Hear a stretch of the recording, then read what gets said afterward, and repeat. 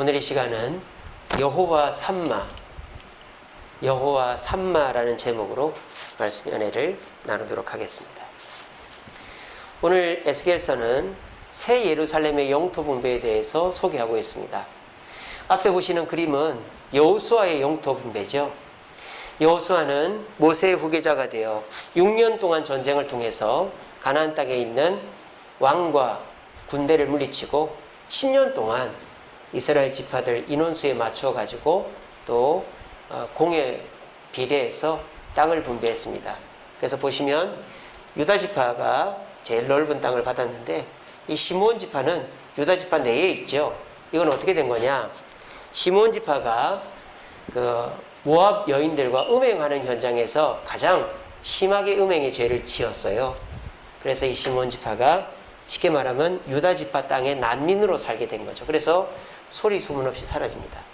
제일 좋은 땅을 받은 지파들은 유다, 베냐민, 에브라임입니다.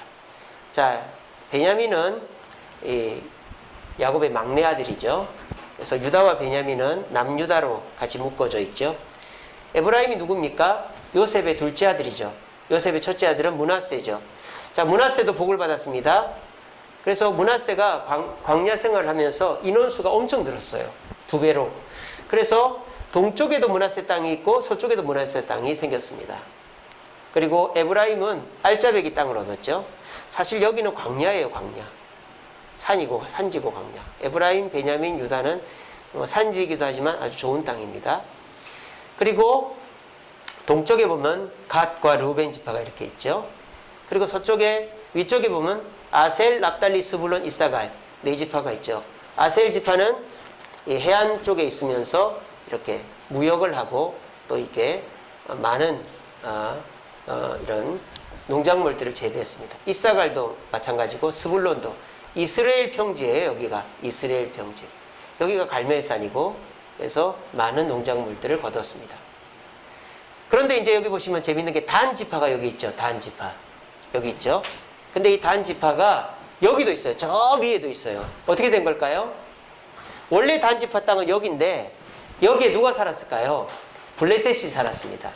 그러니까 블레셋을 물리쳐야만 단 지파가 땅을 차지할 수 있는데 물리치지를 못한 거죠. 그래서 단 지파가 이 땅을 버리고 저 위로 간 거예요. 라이스 땅으로. 근데 저기는 하나님께서 주신 땅이 아닌데 이 단 지파가 폭력으로 뺏은 거죠. 그래서 단 지파를 뭐라고 부릅니까? 독사다. 뱀이라고 불러요. 그래서 저주를 받습니다. 단 지파가 저런 나쁜 행동을 했습니다.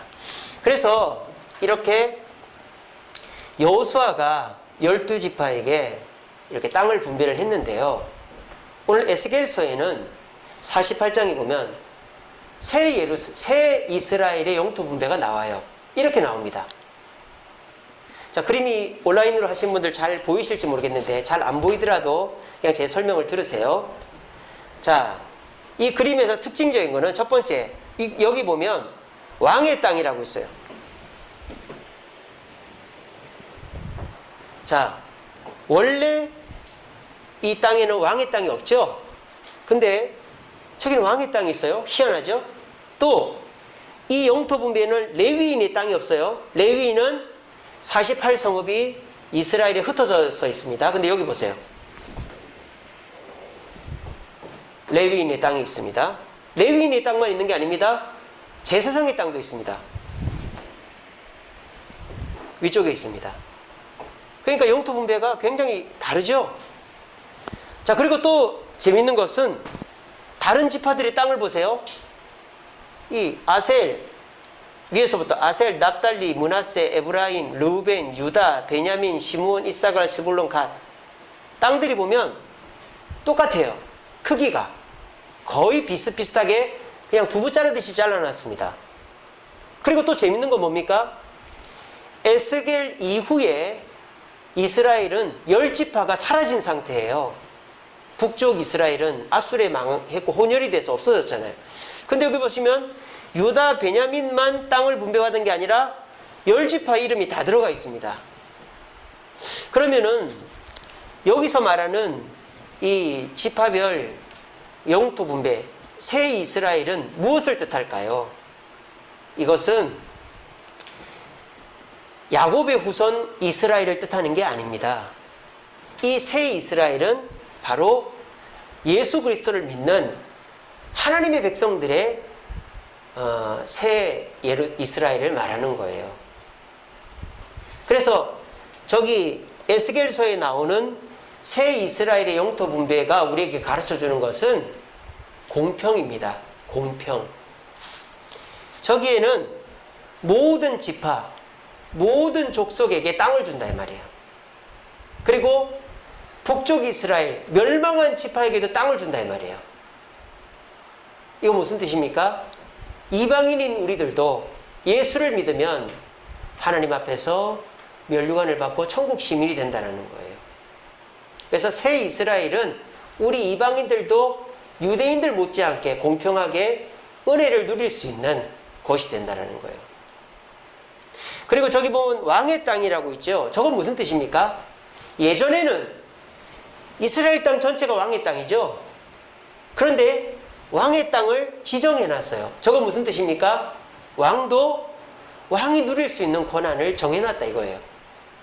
인간 왕이라고 해서 자기 멋대로 사람들을 통치하고 다스리고 빼앗으면 안 된다라는 거죠.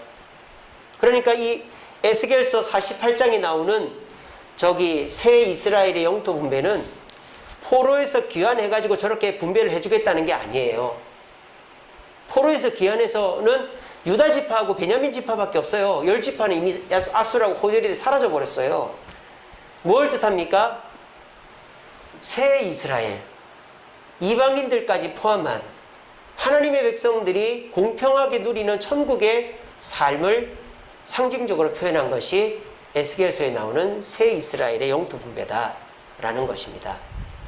그래서 저 영토 분배에 대해서 쭉 얘기를 하고 맨 끝에 뭐라고 했습니까?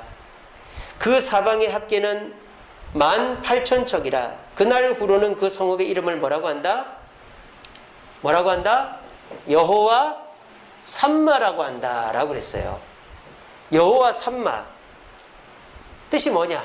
이 삼마라는 말이 there이에요. 영어로 there. there가 뭐예요? 거기라는 뜻이잖아요. 여호와 하나님이 삼마 거기에 계신다. 그러니까 하나님이 어디 계신다? 이렇게 새 이스라엘에 계신다 이 말이에요. 자, 성경에 보면 여호와 땡땡이라고 해서 하나님의 이름이 5번 나옵니다. 제일 먼저 나오는 게 뭘까요? 여호와 이레. 이레가 뭐예요? 하나님이 준비하셨다죠. 이게 어디 나옵니까? 창세기 22장 14절에 아브라함이 이삭을 죽이려고 할 때 하나님이 멈추고 양을 준비해 놨죠. 그래서 아브라함이 여호와 이레, 하나님이 이삭을 대신해 양을 준비하셨다. 그때 나오는 게 하나님은 우리를 위해 준비하시는 분이다. 독생자를 준비하시고 성령을 준비하시고 천국을 준비하시는, 우리를 위해 준비하시는 분이다 라는 뜻으로 여호와 이레라고 하나님을 부릅니다. 두 번째는 뭐죠? 여호와 라파. 라파가 뭡니까? 치료하다. 치료의 하나님. 어디 나옵니까? 출애굽기 15장 26절에 이스라엘 민족이 출애굽에서 마라의 쓴물을 고친 후에 모세가 얘기하죠. 하나님은 치료하시는 하나님이다. 여호와 라파. 그래서 하나님은 우리의 죄도, 우리의 육체도, 우리의 삶도 치료하셔서 천국으로 인도하시는 분이다라는 의미로 여호와 라파라는 이름이 있어요. 세 번째는 여러분들이 제일 잘 아시는 여호와 니시. 니시는 깃발이라는 뜻이죠. 하나님은 깃발이시다. 승리의 깃발이다 이런 뜻입니다. 어디 나옵니까? 출애굽기 17장 15절에 르비딤에서 물이 터지고 그 물을 뺏으러 온 아말렉과 전쟁에서 어떻게 합니까? 모세가 손을 들면 이기죠. 그때 아론과 훌이 손을 받치죠. 그리고 이깁니다. 그때 모세가 말합니다. 이곳은 여호와 니시다. 하나님이 우리의 승리의 깃발 되신다. 그래서 우리가 하나님을 향해서 두 손을 들고 하나님과 함께하면 어디든지 이긴다 하는 게 여호와 니시죠. 자, 그리고 네 번째가 여호와 샬롬이죠. 여호와 샬롬. 샬롬은 평화 아닙니까? 하나님은 우리 평화다. 이게 어디에 나오느냐? 사사기에 나와요. 사사기 6장 24절에 기드온이 하나님께 사명을 받았어요. 너는 바알을 무너뜨리고 미디안을 무너뜨리고 이스라엘을 구원해라. 사사가 됩니다. 그때 기드온이 세운 제단을 여호와 샬롬이라고 부릅니다. 하나님은 우리의 평화가 되신다. 하나님은 우리를 싸워서라도 승리하게 하셔서 우리를 평화롭게 인도하신다. 그래서 우리는 하나님이 싸우라고 하면 싸우는 것이 평화를 이루는 길이다. 하나님 우리에게 말했습니다. 예수님이 검을 주러 왔다 그랬어요. 평화는 그냥 주어지는 게 아니라 싸워야 이루어진다. 여호와 샬롬, 평화. 그리고 마지막으로 나오는 게 여호와 삼마죠. 하나님이 거기 계신다. 하나님이 계시는 곳에 생명이 있고 하나님이 계시는 곳에 소망과 희망이 있다라는 뜻으로 여호와 삼마다. 그래서 이렇게 영토 분배를 우리가 볼 때는 이 여호수아 영토 분배와는 전혀 이상하게 다르게 해놓은 이 영토 분배가 그냥 저 그림 그대로 받아들이는 게 아니라 하나님이 계신 곳은 저렇게 공평하게 우리 모두가 이방인이라 할지라도 평화 축복을 누릴 수 있다라고 말하는 것입니다. 자, 여러분, 그렇다면 하나님이 계시는 곳은 어디일까요? 하나님이 계시는 곳은 어디일까요? 예, 맞습니다. 교회죠. 또 어디일까요? 우리 마음이죠. 자, 그런데요, 우리는 이곳에는 하나님이 계시지 않는다고 생각할 때가 많습니다. 어떤 곳일까요? 바로 이곳입니다. 여기가 어디예요? 난민촌이에요. 난민 캠프. 포로 수용소예요. 거제도에 가면 그 인민군 포로 수용소가 있어요. 아이들 데리고 가봤는데 이렇게 인민군 그 포로들을 모아놓은 포로 수용소가 있는데 거기 이제 포로들이 어떻게 생활했는지가 잘 나옵니다. 그런데 이제 여기가 바로 페르시아에 있는 그발강이라는 가예요. 그발강 이제 둔치, 예전에 고수부지라 그랬죠. 물보다 높은 땅이다 해서 고수부지.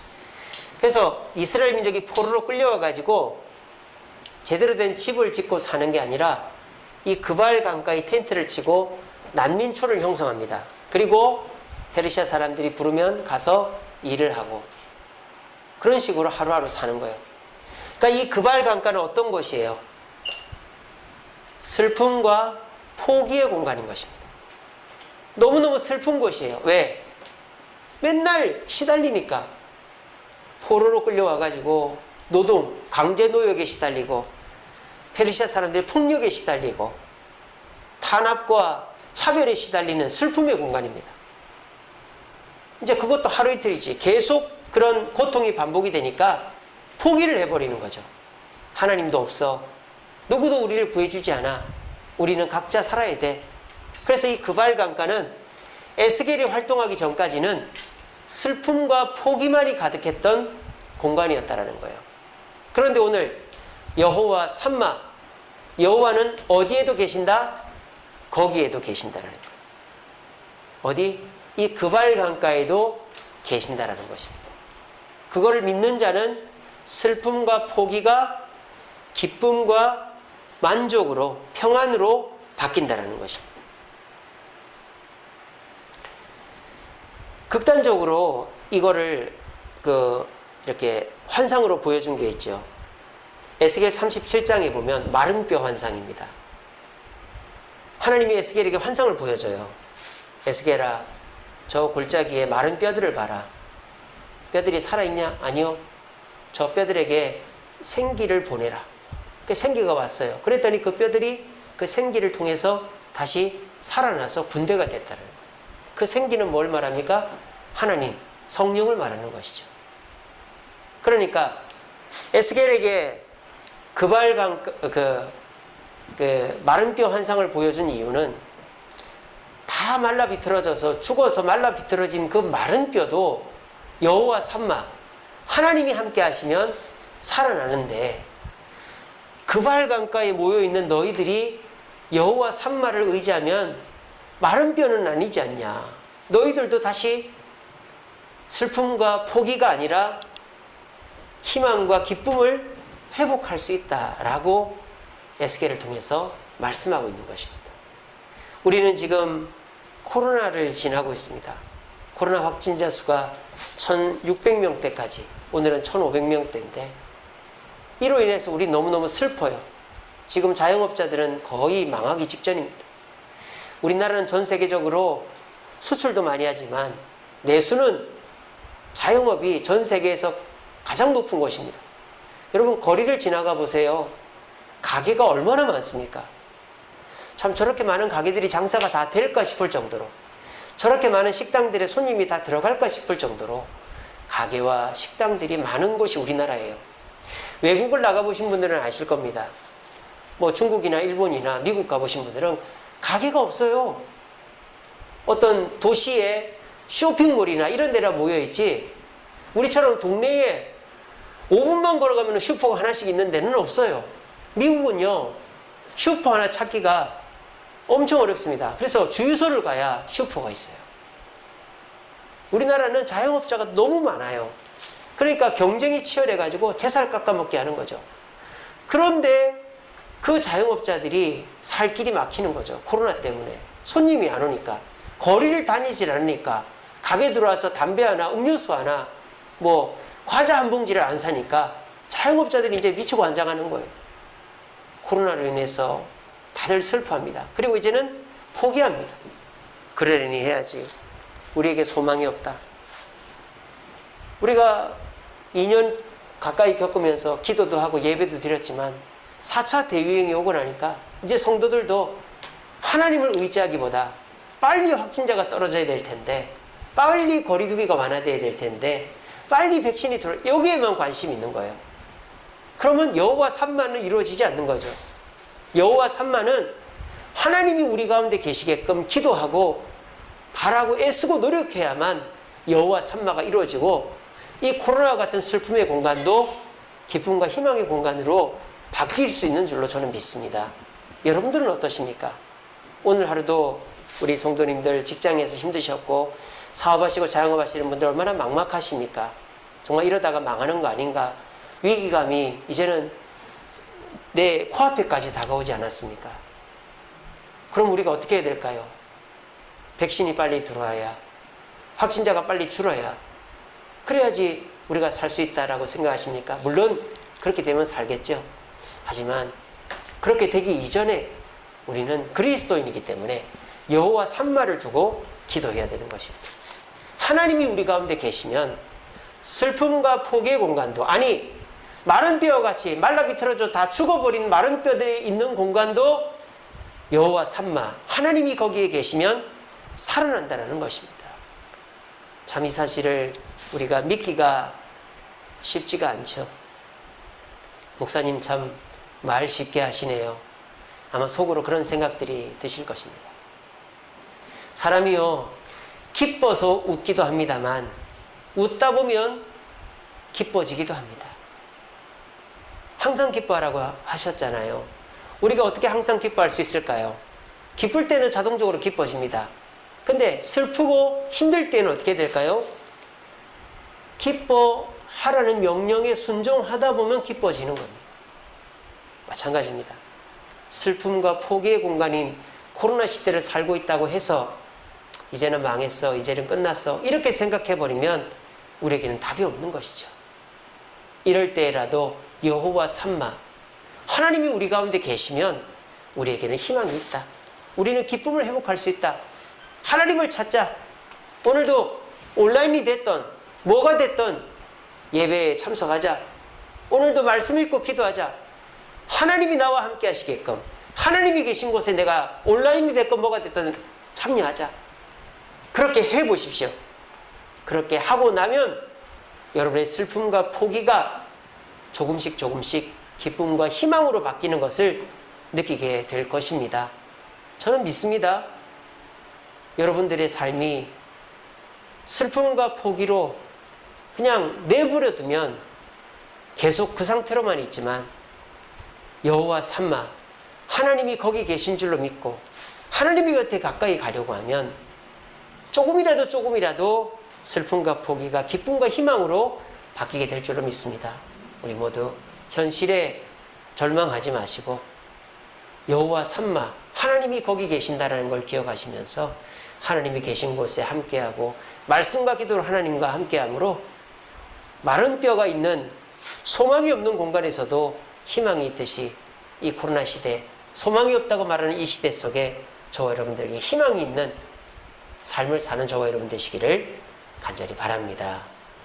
자, 그리고 두 번째로 하나님은 어디에 계실까요? 이 교회, 성전에 계시겠죠? 자, 이 그림이 잘 안 보이시죠? 자, 오늘 에스겔서 48장은 새 이스라엘의 영토 분배가 나오지만 에스겔서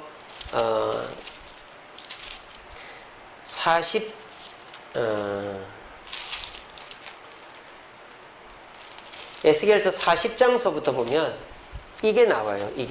이거는 에스겔 성전입니다. 에스겔 성전. 잘 안 보이시겠죠? 제가 설명을 드릴게요. 그냥 이게 에스겔 성전인데 여러분들이 보실 때는 기존 솔로몬 성전, 스룹바벨 성전, 헤롯 성전과 다를 바가 없지 않나 그런 생각이 드시겠지만 이 에스겔 성전은 완전 다릅니다. 여러분들이 나중에 지금 이제 온라인으로 예배드리는 분들은 이게 잘 안 보이시니까 인터넷으로 에스겔 성전 한번 쳐보세요. 한번 여러분들이 한번 보시는 것도 여러분들이 이번 기회에 에스겔 성전을 한번 이해하는 좋은 기회가 될 겁니다. 여러분들이 에스겔 성전에 대해서 들어본 적도 없고 제대로 이해도 못 하셨을 거 아니에요. 오늘 설교를 듣고 난 다음에 이번 거를 계기로 해서 한번 검색해 보시면 에스겔 성전이 이런 특징이 있구나 하는 걸 아실 거예요. 자, 첫 번째로 에스겔 성전은요, 뜰의 구분이 다릅니다. 솔로몬 성전, 스룹바벨 성전, 헤롯 성전은 뜰의 구분이 어떻게 되어 있느냐? 이방인의 뜰이 있어요. 이방인의 뜰. 그리고 미문이라고 하죠. 니가노르 문입니다.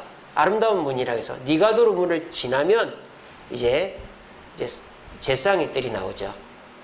그리고 이방인의 뜰 바깥쪽에 여인의 뜰이 있어요.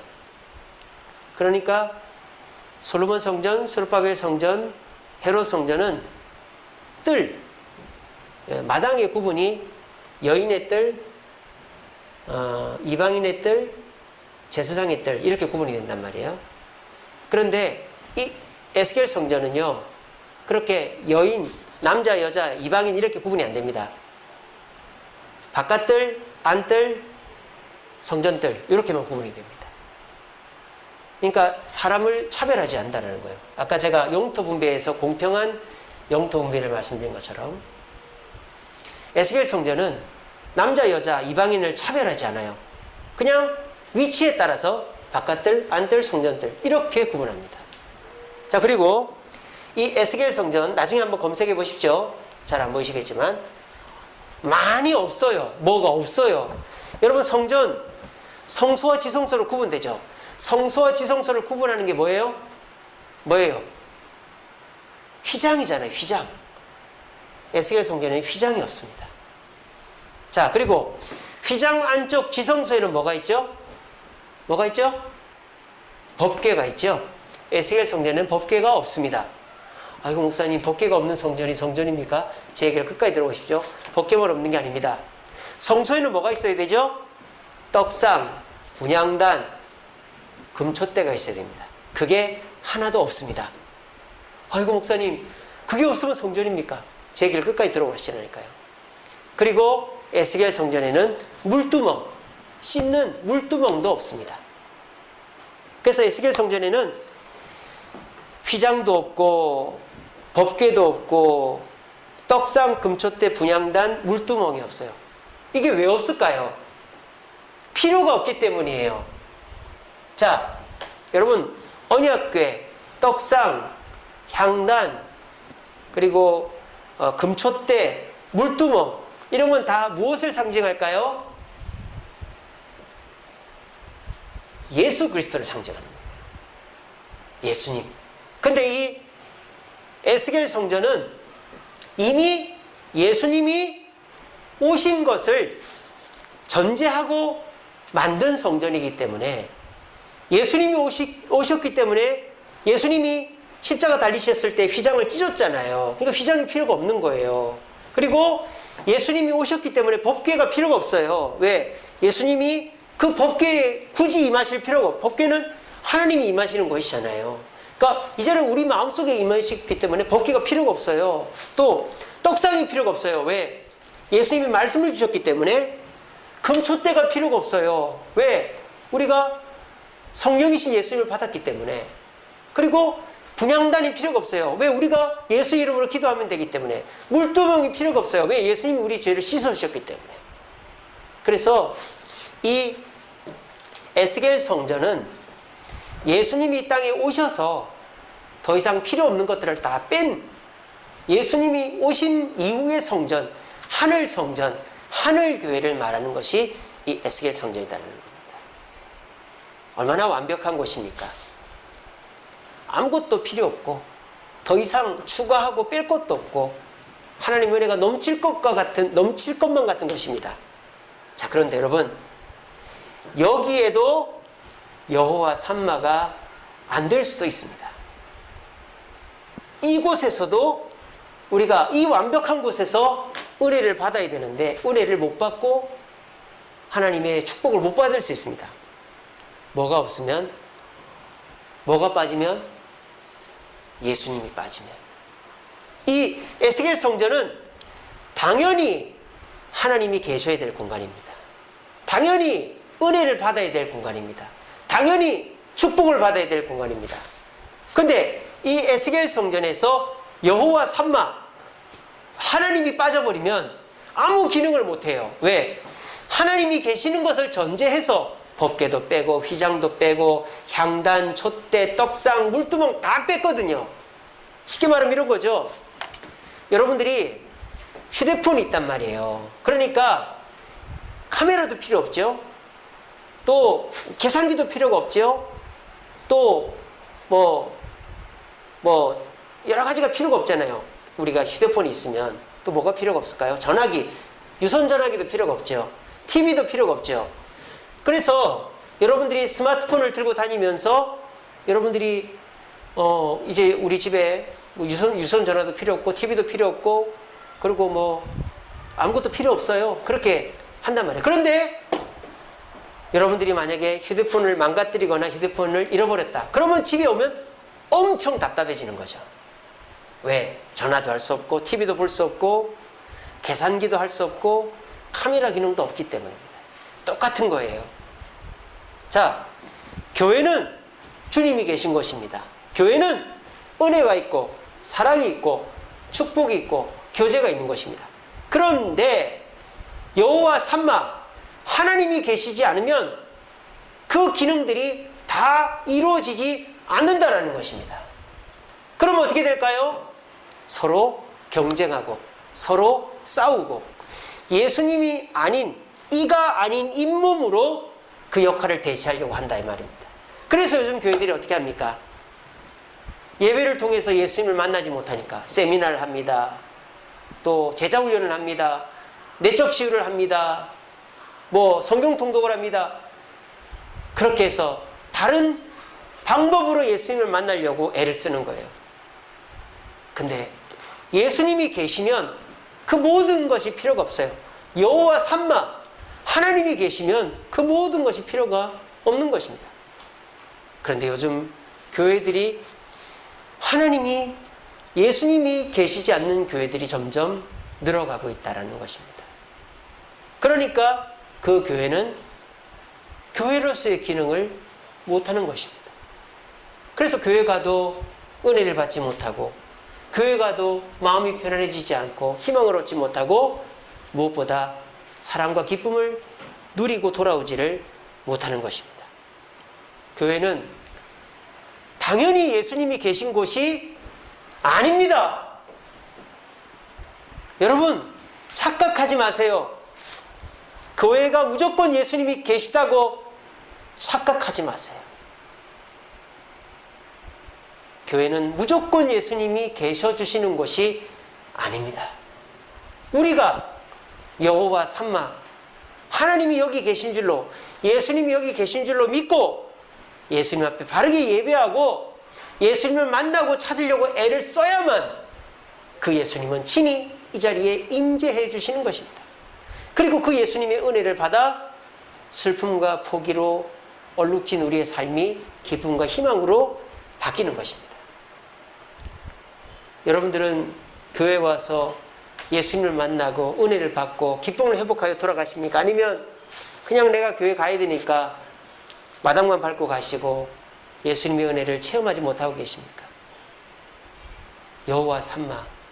예수님은 당연히 교회에 계셔야 되지만 우리가 그분을 만나려고 애쓰지 않고 확진자 수가 몇 명이나 됐나, 백신은 언제 들어오나, 거리두기가 언제 완화되나, 이런 것만 신경 쓰고 있으면 여호와 삼마는 이 교회에 임하지 않는 것입니다. 그러면 우리는 이 교회에 와도 하나님의 기쁨과 희망을 체험할 수가 없는 것입니다. 그럼 어떻게 해야 됩니까? 우리가 주님을 만나려고 애를 써야 되는 것이죠. 교회 오면서도 주님을 기대하고 뜨겁게 찬양하고 간절히 기도하고 그리고 말씀에 아멘 해야만 우리가 주님을 만나고 이곳에 여호와 삼마가 이루어지는 것입니다. 지금 코로나 때문에 우리가 2주 동안은 교회에 모이지 못합니다. 자, 그럼 우리가 어떻게 해야 될까요? 교회에 모이지 못하지만 여호와 삼마는 가능할 수 있습니다. 어떻게?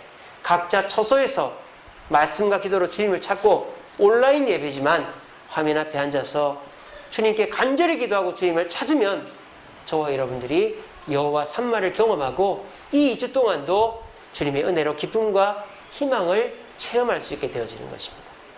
여러분, 하나님은 무조건 교회에 계신다, 하나님 교회 오면 무조건 해받는다, 그런 착각에 빠져 계시지 마시기 바랍니다.